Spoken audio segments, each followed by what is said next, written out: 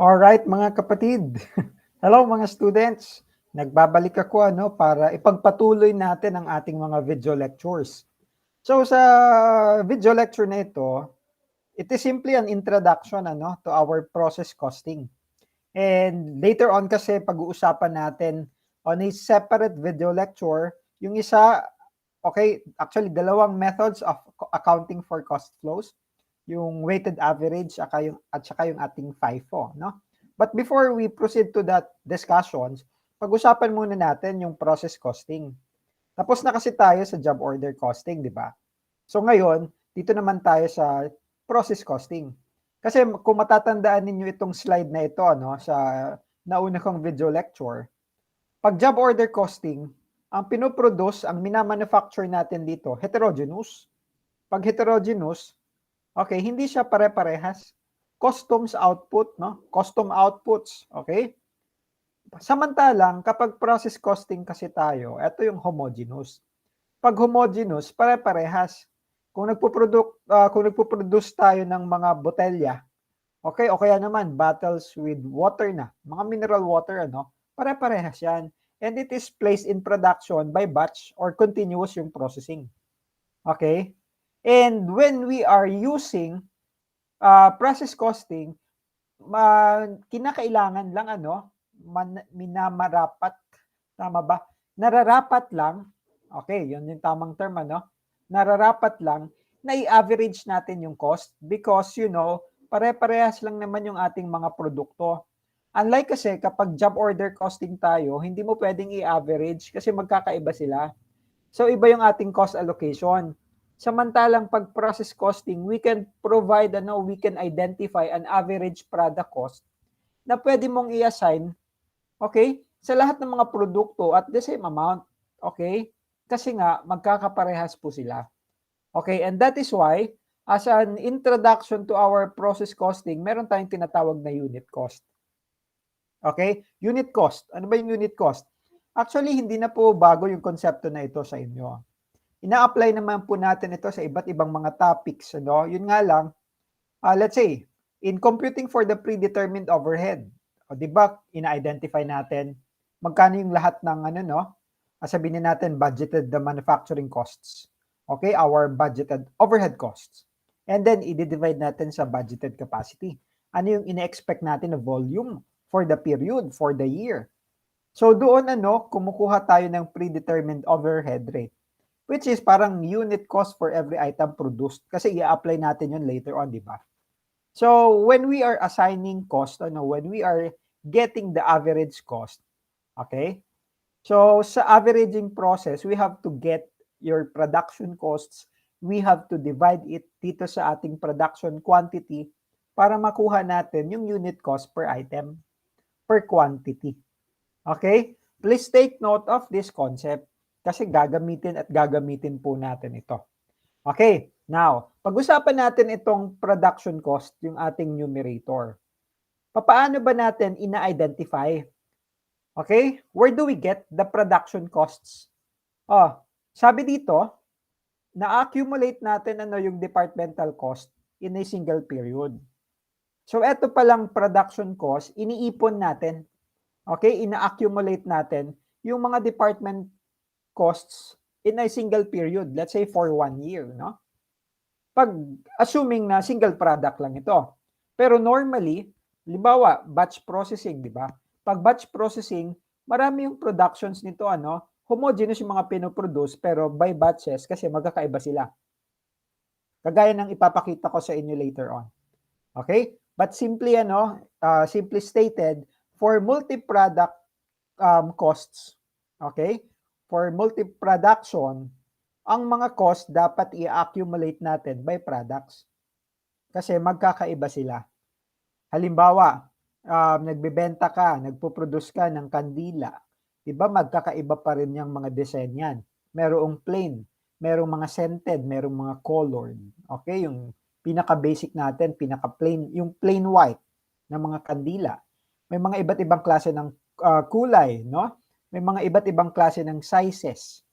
Merong mga scented, may mga designs na bongga, di ba?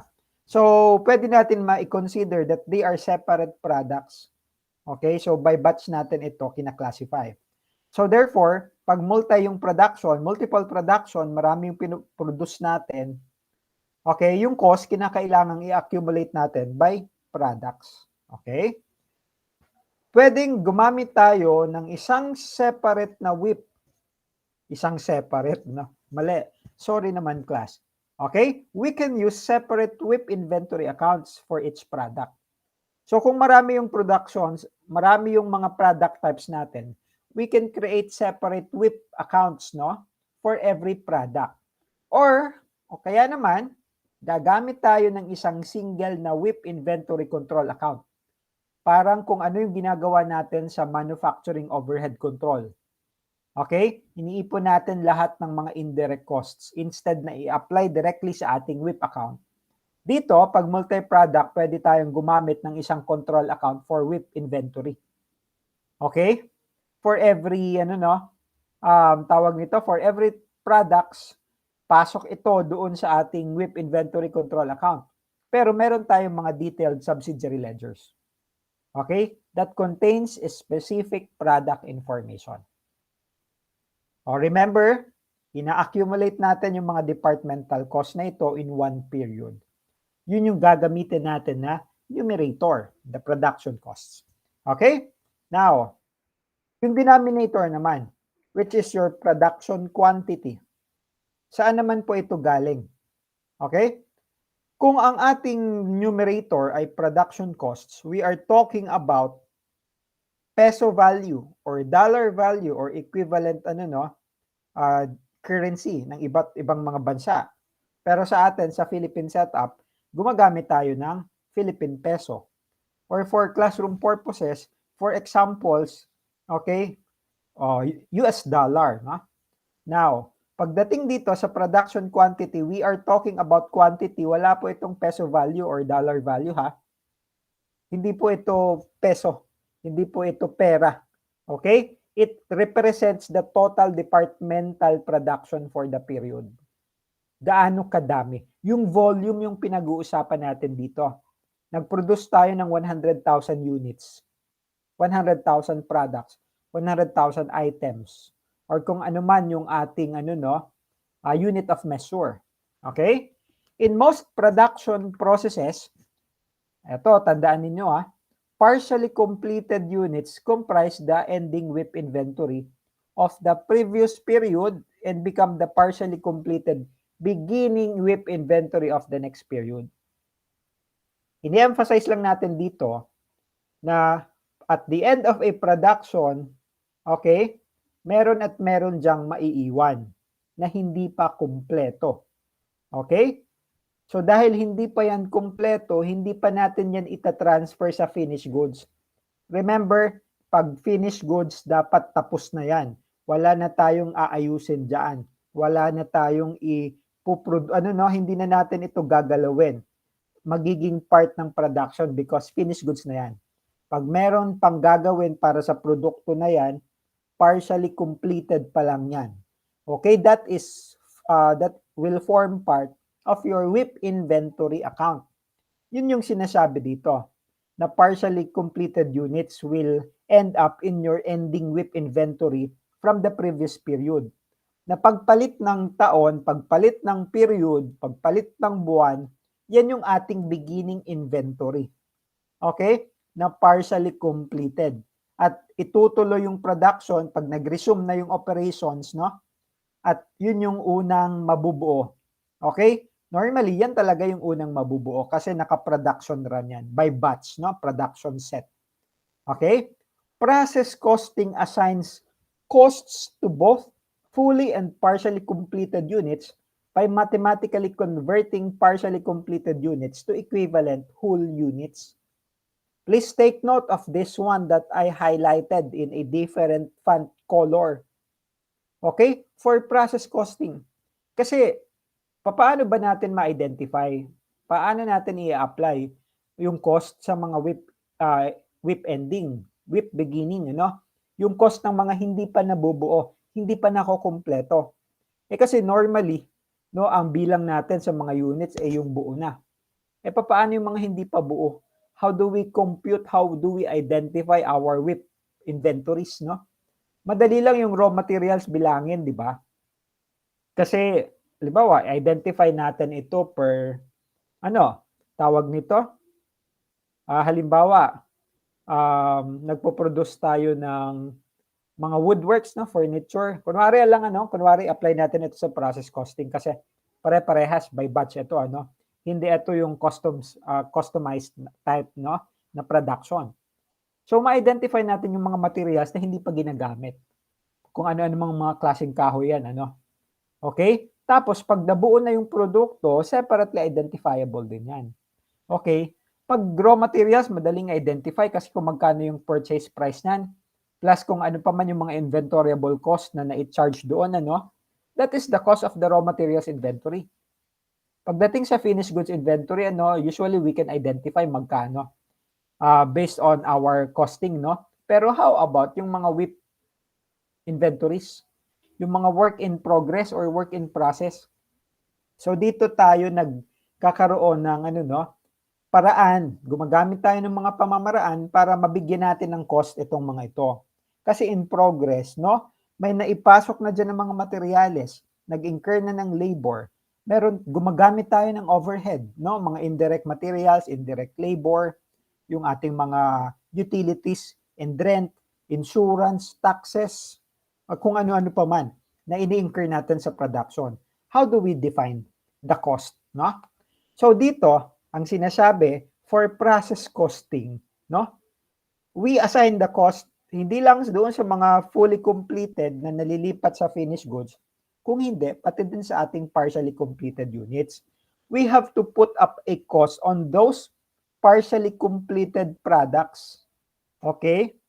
So that it can be included in the balance sheet, under your WIP inventory. Remember that when we prepare a financial statement, lalong-lalo na pagdating sa year-end, we have to identify magkano ba yon.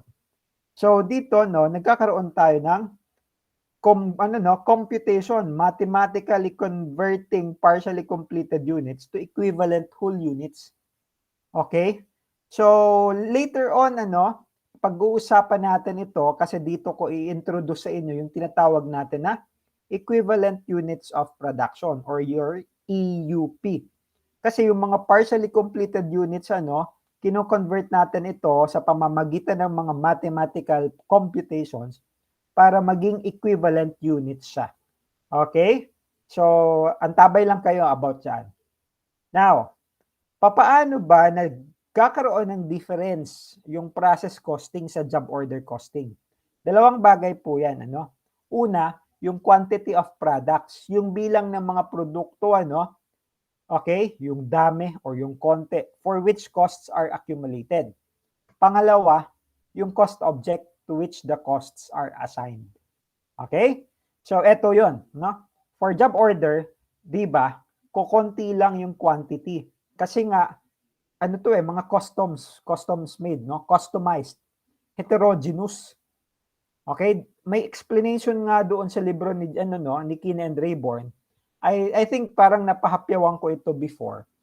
Hindi ko lang alam kung maalala ninyo, kung napanood niyo yung video lecture na yon, na para makontrol natin yung ating cost, kasi di ba sa job order costing meron tayong cost plus or through the bidding process.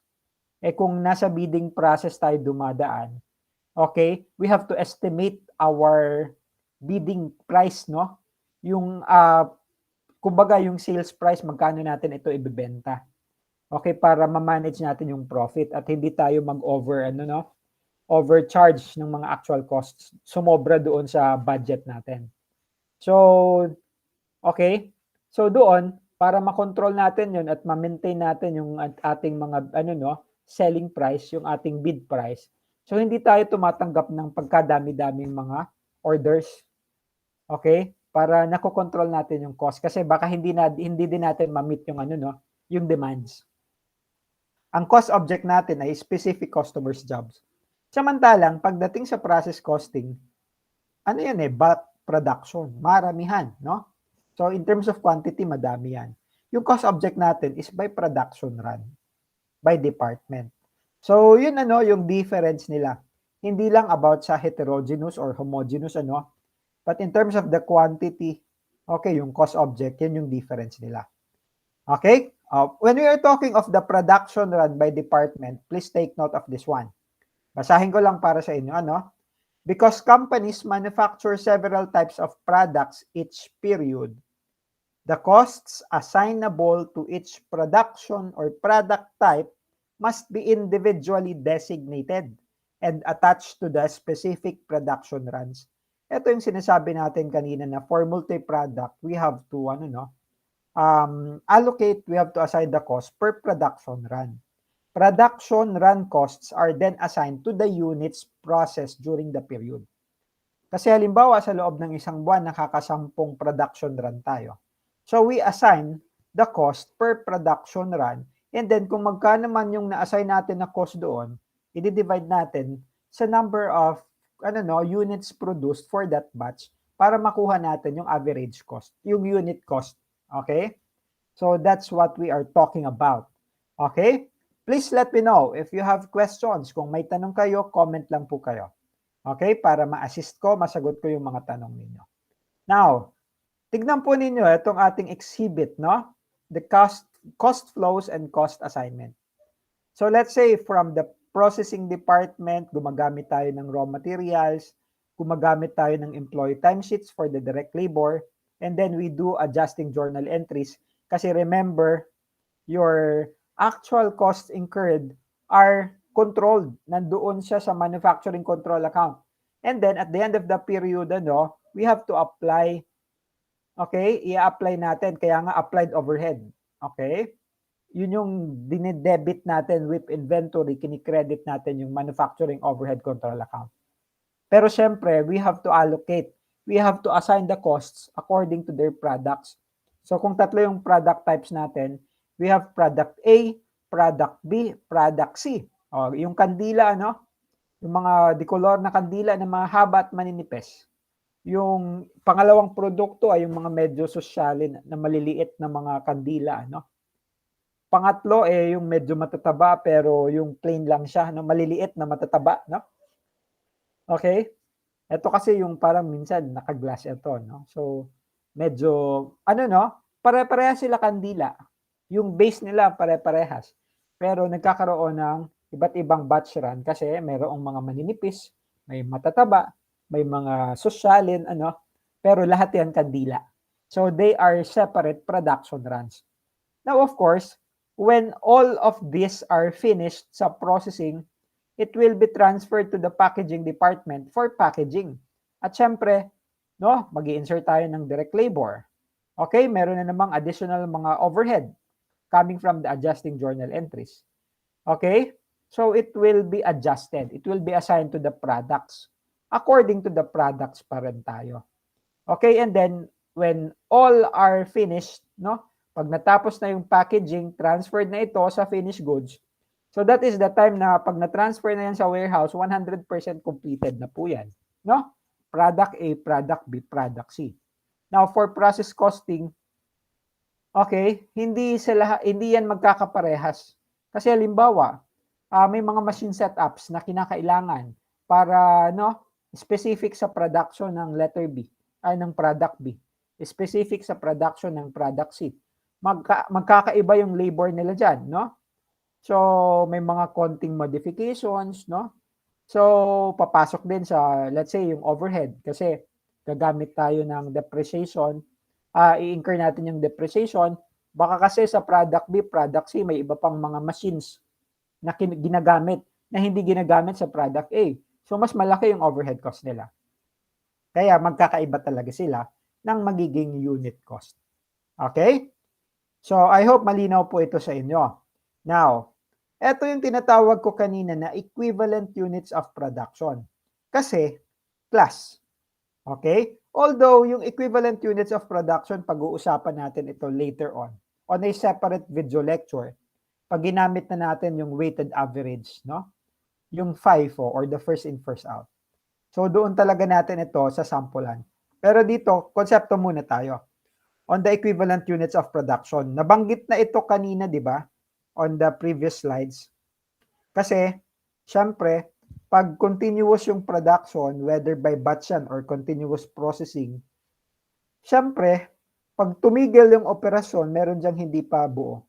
Di ba nga, ito yung tinatawag ko kanina na ending WIP inventory. Partially completed or incomplete goods. Okay? It's either you are looking at the completion, it is already partially complete, or you are looking on the other side, incomplete siya. Okay? But in any case, they are WIP inventory accounts. Pero syempre, sila yung nagiging beginning WIP natin sa susunod na period. At sila yung unang mabubuo. Kasi, usually naman sa production, first in, first out yan. Kung ano yung naiwan, yan yung gagawin after pag nag-resume na yung operation. So sila din yung matatapos agad. And then syempre, pagdating ng susunod na period, may bagong production naman na gagawin at makokompleto. Okay? Yung iba hindi makokompleto, WIP ending siya nung susunod na period na magiging beginning WIP naman siya ng next period. Okay? So it is just a cycle. Okay? So of course, we have to know anong cycle tayo, nasaan period ang pinag-uusapan natin. Okay? So ito yung ating example ha. Kung sa ngayon yung ending WIP natin ay itong mga blue candles, pag resume ng operation sa susunod na period, matatapos yan, no? Tapos merong maiiwan na hindi pa buo. Okay, siya yung beginning inventory mo sa susunod na period. So, yan po yung ating sequence. So, seamless process kasi ito. Now, para ma-measure natin yung quantity of production achieved during a period, okay, I already discussed this. We have the equivalent units of production. For example, ito, to simply illustrate lamang yung concept ng equivalent units of production. Kasi para mas maintindihan ninyo ito sa susunod na video lecture. Halimbawa, etong manufacturing natin ng candles, no? We have flame and scent. Wala siyang WIP inventory on November 1. Oy, very good. At the end of October, lahat na produce. So wala tayong WIP inventory. Zero 'yon, Kung zero yung ending mo nung October, magiging zero din yung WIP beginning mo. Kasi kini-carry over lang naman natin ito sa susunod na period. Now, how about for the month of November? What if, sabi dito, the company worked on 220,000 units. So ito yung trinabaho, 220,000 units.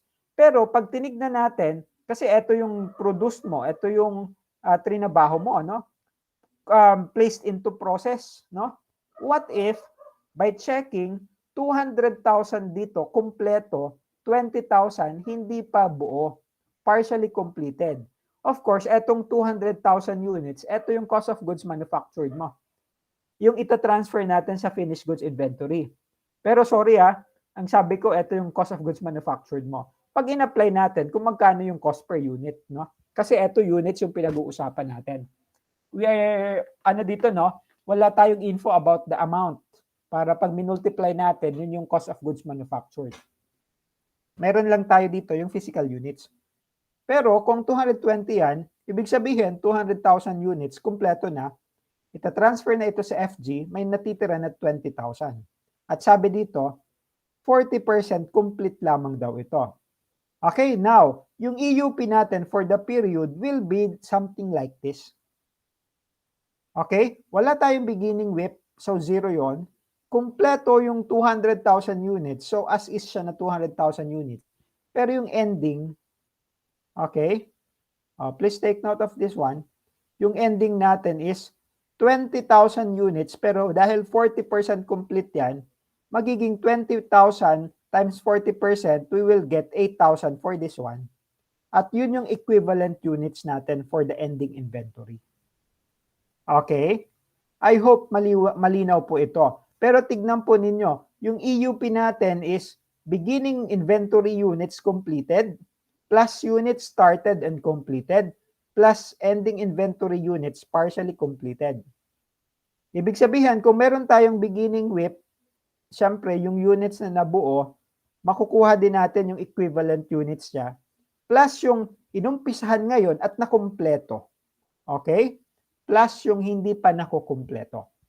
Okay? So, tatlong factors po yan. Later on, sa susunod na video lecture, expound natin ito lalo. This is only a simple explanation, simple illustration to present the EUP to you at the first glance. Okay? So, please take note of that. Don't worry. Babalikan natin yung EUP na yan. Now, tignan po ninyo ito, no? Itong ating illustration dito. Why is EUP necessary? Kasi class, okay? Remember your manufacturing cost, di ba? Direct material, direct labor, and overhead. Maaari kasi na yung direct materials mo at the beginning pa lang, kompleto na yan. So 100% na yan. Tapos yung labor, it is introduced at every phases of the production. So some quantity of direct materials must be introduced at the start of production para maumpisahan yung conversion process. At kapag naidagdag na yung materials na yon, 100% complete na as to the direct materials. Okay? Maaari kasi na yung mga susunod na hakbang na dito for converting the direct materials into its finished form, no? So labor na lang yung nadadagdag sa gastos. Okay? So regardless of the percentage of completion of labor and overhead, at the beginning pa lang ng production, nung nagamit na, natapos na yung ating pagpasok, pag-insert, okay, pag-incorporate ng mga direct material sa production, 100% complete na yan. Pero in terms of our labor, in terms of our overhead, hindi pa yan 100% complete. Kasi tuloy-tuloy yung ating production. Only at the end, halimbawa dito sa example natin, pag na-box na yan, then that is only the time that the direct materials, direct labor, and overhead will be 100% complete after packaging, no? Pero dito, on the process, yung labor and overhead natin ay magkakaiba yung percentage of completion. Now remember na etong ating direct labor, etong ating overhead, especially yung overhead, kung ito ay nakakonekta, nakadikit, okay, kay direct labor, kasi sabihin na natin na ang predetermined overhead rate ni overhead ay nakabase sa direct labor hours or sa direct labor cost. So tandem sila, no? So pag ganyan, we can use an EUP for conversion cost, which is your labor plus the overhead. Okay? Now, please take note of these steps in process costing. Kasi part yan, okay, sige, EUP computation magiging part ng ating process sa process costing. Step 1, calculate the physical units to account for. Dito ipapakita na natin paano yung sa process costing, ano yung mga hakbang. Okay? At saan dito papasok yung mga EUP computations, no? Step 1, we have to calculate the physical units to account for. Please take note, physical units to account for. Units ang pinag-uusapan natin, walang peso value. Okay? Units ha. Kaya dito makikita ninyo, we have the units in beginning WIP inventory plus yung units started. At the beginning of the period, meron ba tayong beginning WIP? Okay? And then, magkano? Or sorry, hindi magkano, no? Forgive me. Ilan yung naumpisahan? Okay? That is for item 1. We have to determine here the units in the process. Ito yung placed in the process, di ba? And then number 2, we have to calculate the physical units accounted for. Mula dito, sa beginning WIP mo at saka yung started, no? Ano naman yung na-transfer na at ano yung natitira? Okay? Ito, beginning plus yung ating TMC, di ba? Pero we are talking about the units. Ito naman, we have your units transferred out. Ano yung units, no? Di ba meron tayong cost of goods manufactured? Ano yung units nun? Ilan yon? Okay? In terms of the units. Okay? Plus yung units in ending WIP inventory. Okay? We have to identify the groups of units to be costed. Okay? Kaya nga, etong 1 at saka etong 2, pag pinag-compare natin ito, dapat equal yan. Kasi di ba, your beginning WIP plus your TMC. Ito, I'm talking only about the amounts, no? That is your total costs placed into process. And that is also equivalent to your cost of goods manufactured plus beginning WIP. Kaya nga, pag nilaro natin yon, the total cost placed in the process minus WIP ending, o kaya naman minus cost of goods manufactured, that is your WIP ending ba or CGM. Okay, but here, because we are talking about the units, they must also be equal. Okay, so that is for steps 1 and step 2, step 1 and step 2. So we have to verify that equal po yan. Kung hindi, we have to recalculate kasi may mali dyan. Hindi pwede na hindi yan balanse. Kasi we are talking of the same amounts lang or the same units. Iba lang yung pinag-uusapan natin dito. Sa number 1, physical units to account for. Dito naman sa number 2, physical units accounted for. Okay? Now, sa step 3, dito tayo magkukompute ng equivalent units of production na inintroduce ko na sa inyo a while ago.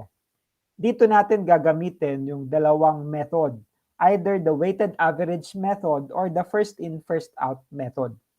Meron po yung differences. Parang yung ating discussion sa basic accounting nung ating inventory costing. Okay? Paano ba natin kinocompute? FIFO. Yung isa, weighted average. Or maalala pa ninyo, meron tayong LIFO, pero yun kasi ay, hindi naman natin ginagawa in the practice kasi hindi yan compliant. No? So dito, we have to identify the related work effort incurred for each unit group by cost component, material, labor, overhead. Kasi we have to calculate the EUP for the materials, for the labor, for the overhead separately. Unless, sabi ko nga kanina, si labor at si overhead ay tandem at magkaparehas lang sila. In that case, we can only compute for the EUP of the conversion cost, the CC. Okay? So, pwede na silang pagsamahin. Now, step 4, step 5, step 6. Sa step 4, we have to calculate the total cost to account for. Remember, meron na tayong EUP. Okay? Units of production, equivalent units of production, Okay? O dito makakalculate na natin yung total cost to account for.